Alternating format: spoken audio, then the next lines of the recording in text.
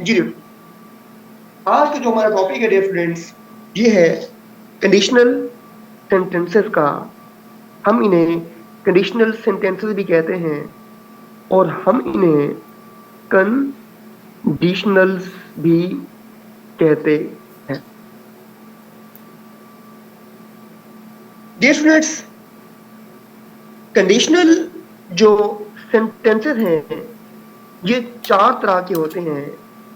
एक हमारे पास होता है जीरो कंडीशन, और एक हमारे पास होता है कंडीशन वन, एक हमारे पास होता है कंडीशन टू, और फोर्थ हमारे पास होता है कंडीशन थ्री। डिस्ट्रिक्ट मैंने बात की कि जो कंडीशनल सेंटेंसेस हैं ये तीन तरह के होते हैं। Zero condition, condition one, condition two और कंडीशन।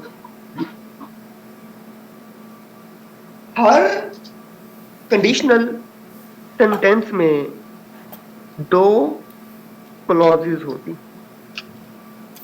दूसरी बात है, हर कंडीशनल सेंटेंस में दो क्लॉजेस होती हैं।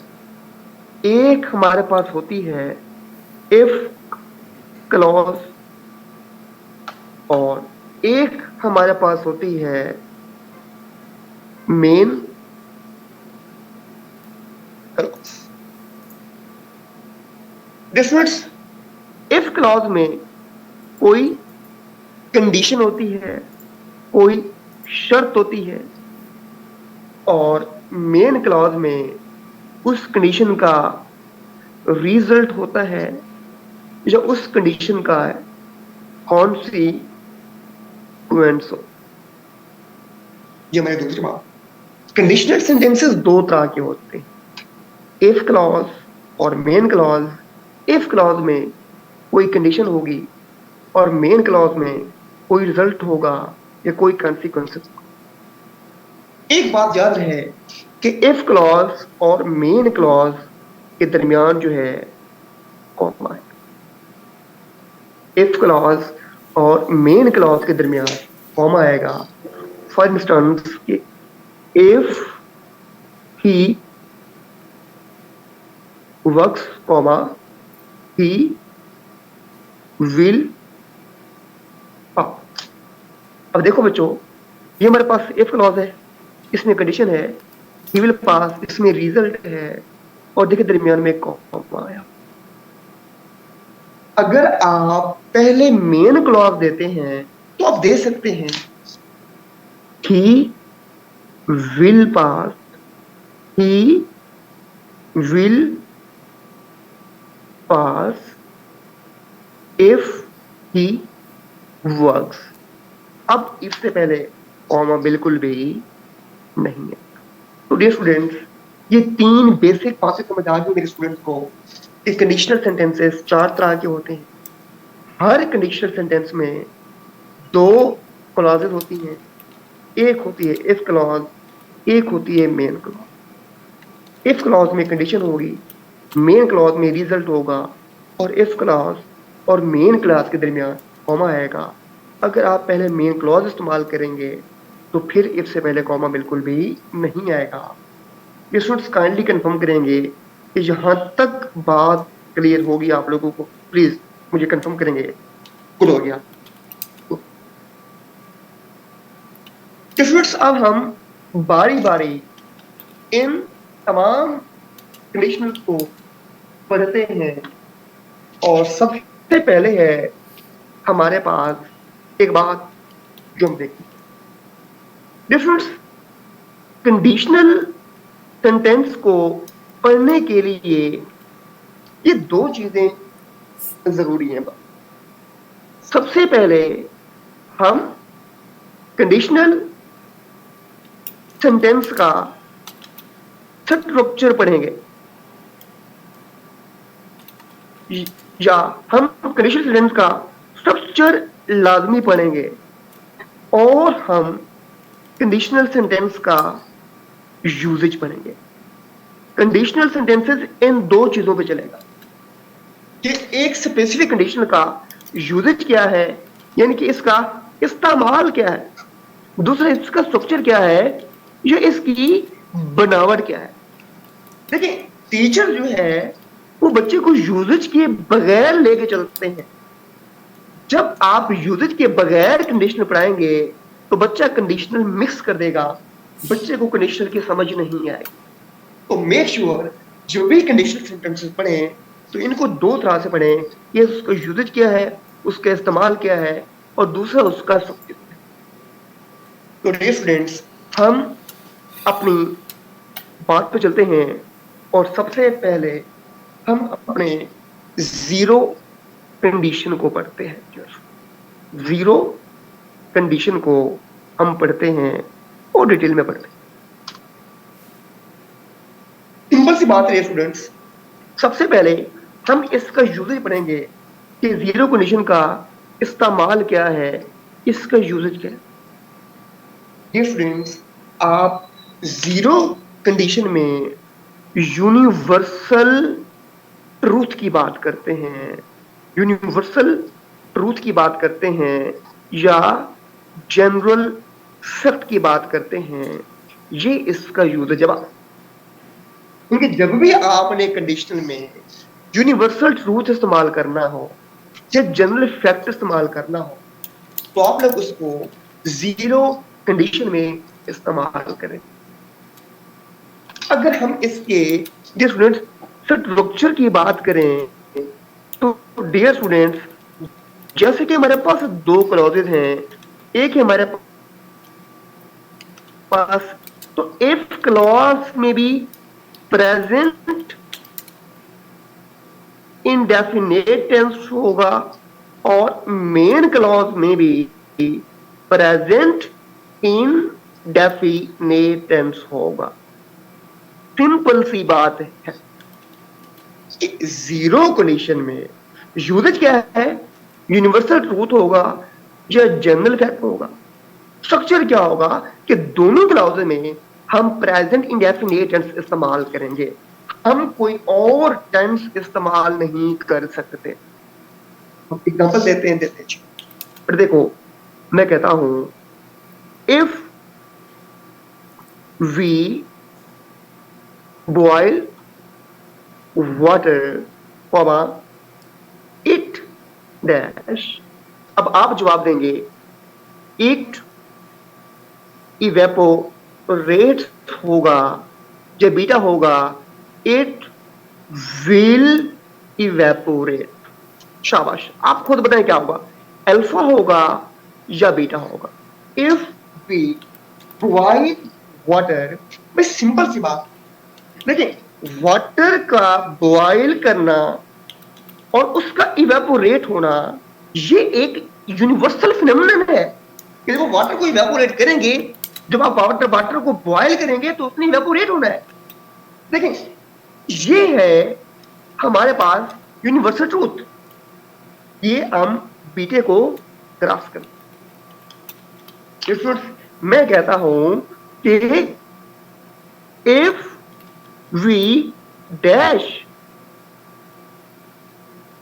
water it dash into ice, अब अल्फा है will freeze और बीटा है turns, और अल्फा एंड टर्न्स, बीटा है freeze एंड will turn और चार्ली है freeze एंड टर्न्स।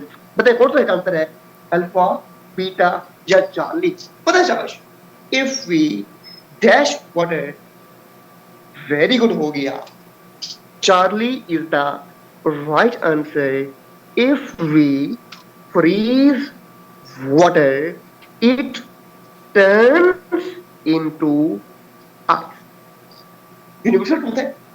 अगेन एक बात आप लोग याद रख लें कि वो फिल इन द ब्लैंक वो इफ क्लॉज में भी दे सकता है एग्जामिनर और मेन क्लॉज में भी दे सकता है, क्योंकि वो मिस्टेक इफ क्लॉज में भी कर सकता है और वो मिस्टेक मेन क्लॉज में भी कर सकता है।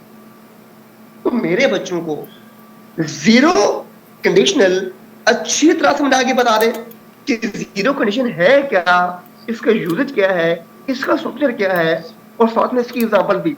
शाबाश मेरे बच्चों, जबरदस्त हो गया जी, जबरदस्त जी, थैंक यू जी, थैंक यू, थैंक यू जी, thank you, clear clear sir, good हो गया जी, गुड हो गया, गुड हो गया, जबरदस्त हो गया, जबरदस्त। अब हम आगे चल रहे हैं और आगे के स्टूडेंट्स हम पढ़ रहे हैं कंडीशन 1 को, ठीक है। अब हम पढ़ रहे हैं कंडीशन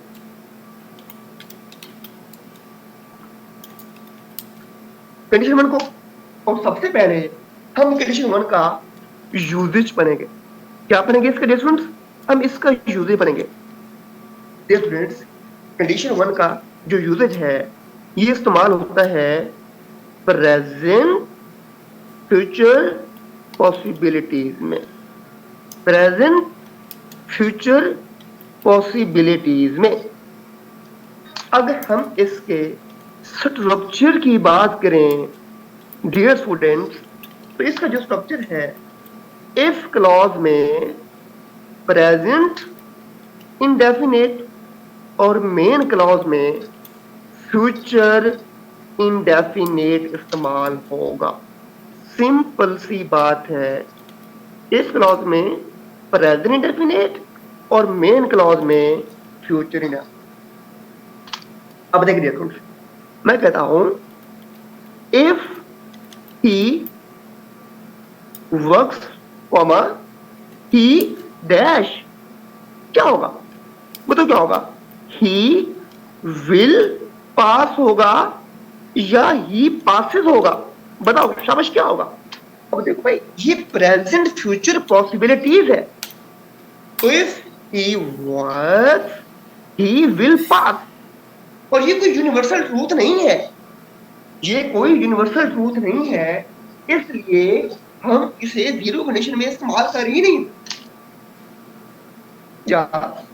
जी बेटा, अब दूसरी एक बात आप लोग स्टूडेंट्स याद रखें कि कंडीशन 1 में हम समटाइम्स मेन क्लॉज में इंपेरेटिव सेंटेंस भी इस्तेमाल करते हैं। कौन सा सेंटेंस? इंपेरेटिव सेंटेंस भी इस्तेमाल करते हैं। बेटा सेंटेंस ऐसा होता है जिसमें आप ऑर्डर देते हैं या रिक्वेस्ट करते हैं या कमांड देते हैं।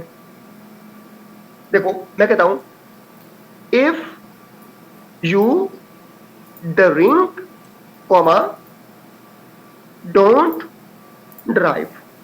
अब बताओ डोंट ड्राइव कौन सा सेंटेंस है? बताओ शाबाश। Don't drive it is an imperative sentence, आप हुक्म दे रहे हैं फिर आप ड्राइव ना करें। बेटा आप कहते हैं कि if you meet Katrina Kaif comma hug, hug उसे गले मिलना। अब अगर कौन सा सेंटेंस है? बताओ इंपेरेटिव सेंटेंस। यानी कि हम कंडीशन 1 में हमेशा भी ये वाला स्ट्रक्चर इस्तेमाल नहीं करते, हम समटाइम्स इंपेरेटिव सेंटेंस भी इस्तेमाल करते हैं।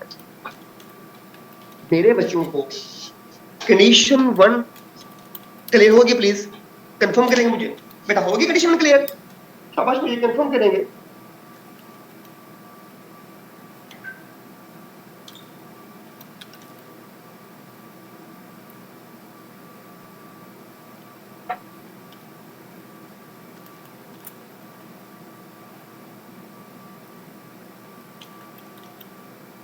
जी बेटा शुरू हो गया, हमने कंडीशन 1 को भी पढ़ लिया।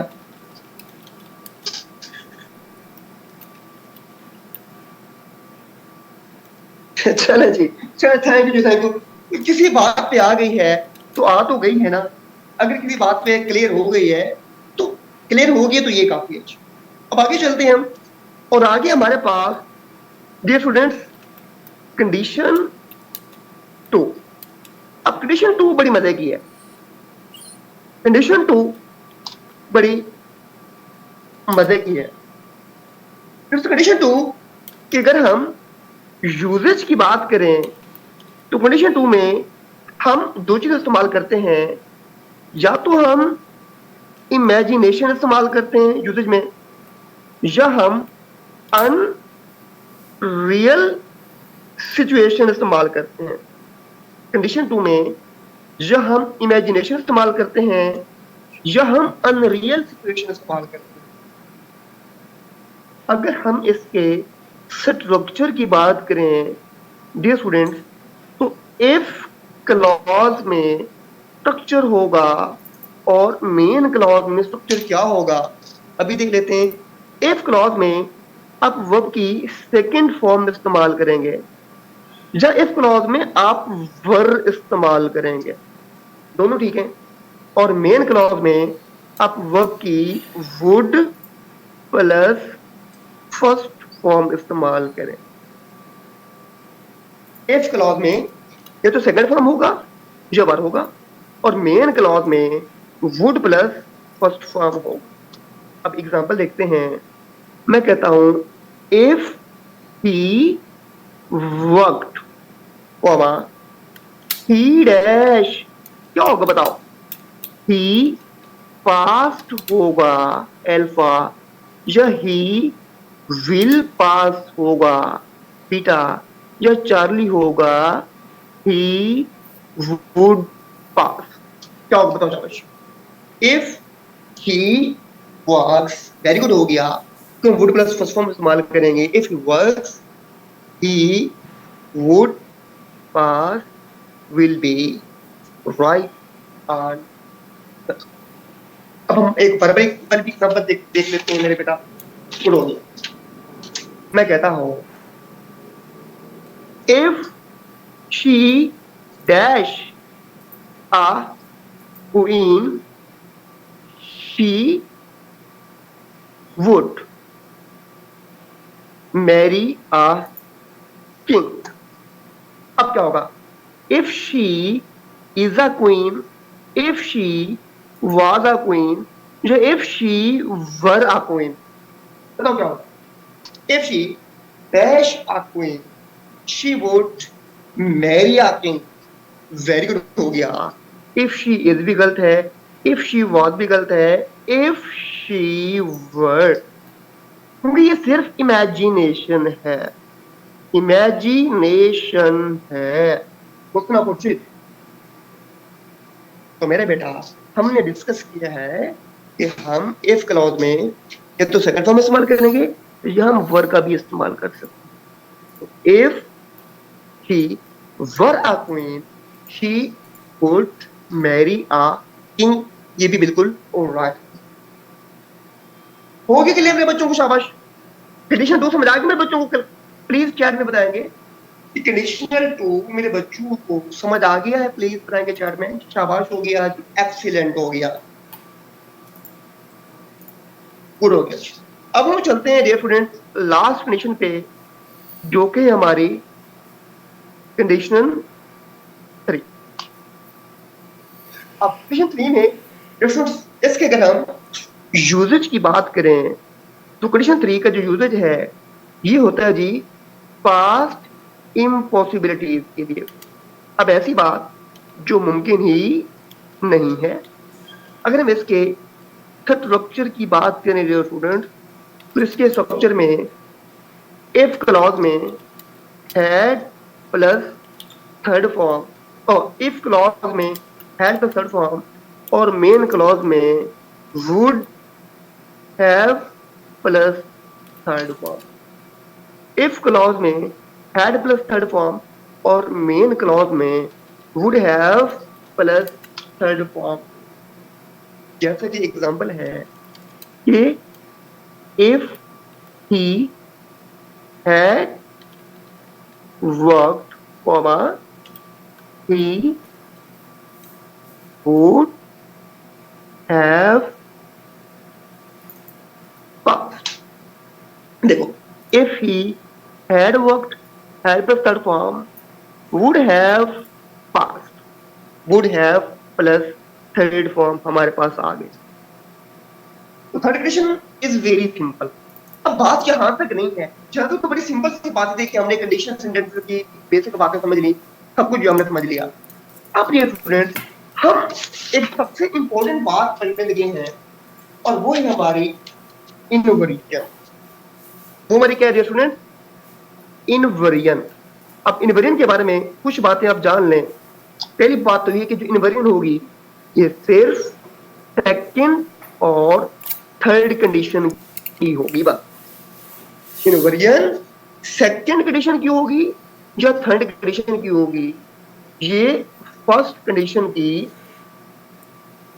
नहीं होगी, ये जीरो कंडीशन की भी नहीं होगी। इनवेरिएंट होगी सेकंड और थर्ड कंडीशन।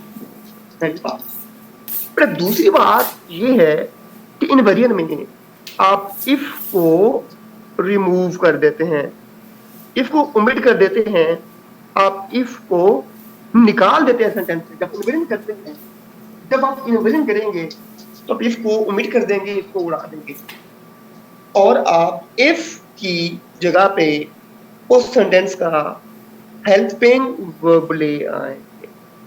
क्या ले आएंगे? हेल्पिंग वर्ब ले आएंगे। सिंपल बात, इफ को उड़ा देंगे और इफ की जगह पे उस सेंटेंस का हेल्पिंग वर्ब ले आएंगे। जी बेटा, एग्जांपल है हमारे पास। मैं कहता हूं if he were N S P he would control crime. शाबाश करें इसकी इनवेरिएंट, शाबाश करें इसकी invariant. If he were N S P he would control crimes. शाबाश करें इनवेरिएंट इसकी। बड़ा सिंपल सी बात है, इफ को उड़ा दें इफ को, और इफ की जगह आप वर को ले आए। सेंटेंस होगा हमारा were he an S P he would control crime. या हम एक और एग्जांपल देख लेते हैं। इनवेरिएंट का मतलब होता है जब आप इंफोसिस करते हैं जमीन बेटा। आप इनवेरिएंट का मतलब होता है कि जब आप बात का इंफोसिस करते हैं। हम एक और भी एग्जांपल देख लेते हैं।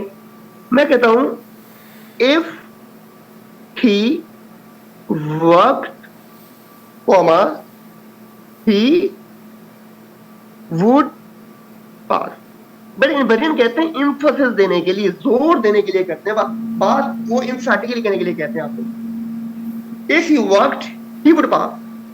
अब आप इफ को उड़ा देंगे इनवेरिएंट के लिए, फिर क्या करेंगे? इसके हेल्प में वो क्या है? सेकंड फॉर्म है टू डिड है। सेंटेंस होगा आप लोगों का if he work comma he would pass. Invariant होगी हमारी। सिंपल सी बात है, इफ को उड़ा दें और उस सेंटेंस के हेल्प में वर्ब लेके आ जाए। एक और सेंटेंस की भी हम इनवेरिएंट कर लेते हैं। शाबाश।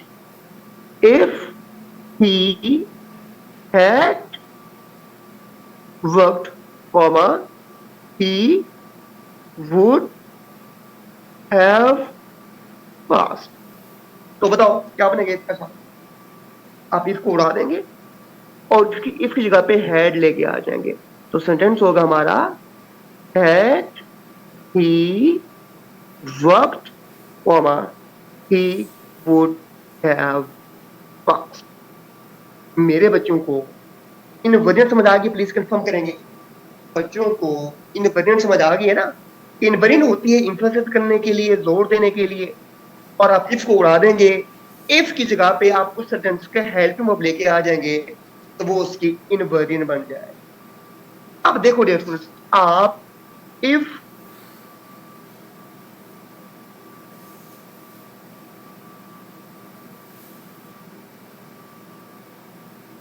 कॉमा होगा बेटा, कॉमा होगा। अब देखिए, आप इफ को रिप्लेस भी कर सकते हैं कंडीशनल सेंटेंस में। आप इफ को रिप्लेस भी कर सकते हैं इन कंडीशनल सेंटेंस। आप इफ को रिप्लेस भी कर सकते हैं। किस रिप्लेस करेंगे? आप इसको रिप्लेस कर सकते हैं प्रोवाइडेड दैट से। आप इसको रिप्लेस कर सकते हैं प्रोवाइडिंग दैट से आप इसको रिप्लेस कर सकते हैं, इवन इफ से आप इसको रिप्लेस कर सकते हैं अनलेस, यानी कि आप कंडीशनल सेंटेंस में इफ की जगह पे ये भी इस्तेमाल कर सकते हैं, ये भी इस्तेमाल कर सकते हैं, ये भी इस्तेमाल कर सकते हैं, ये भी इस्तेमाल कर सकते हैं। आप एज लॉन्ग एज ये भी इस्तेमाल, यानी कि आप इफ की जगह पे ये भी इस्तेमाल कर सकते हैं, ये भी इस्तेमाल कर सकते हैं, ये भी इस्तेमाल कर सकते हैं, ये भी इस्तेमाल कर सकते हैं, ये भी, provided that, providing that, even if, unless, as long as. अब ये स्टूडेंट्स हम अपने शॉर्ट नोट्स बना लेते हैं। इधर हम पढ़ेंगे सेंटेंस कौन सा है जी, सेंटेंस, और इधर पढ़ेंगे हम इफ क्लॉज, और उधर पढ़ेंगे हम मेन क्लॉज। अब हमारे ये शॉर्ट नोट्स बन जाएंगे। बेटा बताओ जीरो कंडीशन में इफ क्लॉज में कौन सा टेंस आएगा, बताओ शाबाश, आप खुद बताओ। Present indefinite tense. Main clause में कौन सा टेंस आएगा, शाबाश, present indefinite tense, zero condition. अब बताओ कंडीशन वन में क्या होगा, कंडीशन वन में क्या होगा, बताओ शाबाश। इफ क्लॉज में हम प्रेजेंट इंडेफिनिट टेंस इस्तेमाल करेंगे, और मेन क्लॉज में हम फ्यूचर इंडेफिनिट इस्तेमाल करेंगे, या हम क्या इस्तेमाल करेंगे बताओ, इंपेरेटिव सेंटेंस भी इस्तेमाल करते हैं। और कंडीशनल अगर हम टू की बात करेंगे, इफ क्लॉज में हम वर्ब की हम पास्ट इंडेफिनिट इस्तेमाल करेंगे, या हम वर्ब का भी इस्तेमाल कर सकते हैं। और मेन क्लॉज में हम वुड प्लस फर्स्ट फॉर्म इस्तेमाल करेंगे। और कंडीशन थ्री में हम इफ क्लॉज में हैड प्लस थर्ड फॉर्म इस्तेमाल करेंगे, और मेन क्लॉज में dear students would have plus third form हम ये इस्तेमाल करेंगे। ये हमारे क्या बन गए, शॉर्ट नोट्स बन गए। हम इसको एक ग्लांस पे भी पढ़ सकते हैं। जी डियर स्टूडेंट्स, मैं उम्मीद करता हूँ कि आप लोगों को जो लेक्चर है ये अच्छी तरह समझ आ गया होगा। तो अब अगर किसी बच्चे का कोई क्वेश्चन है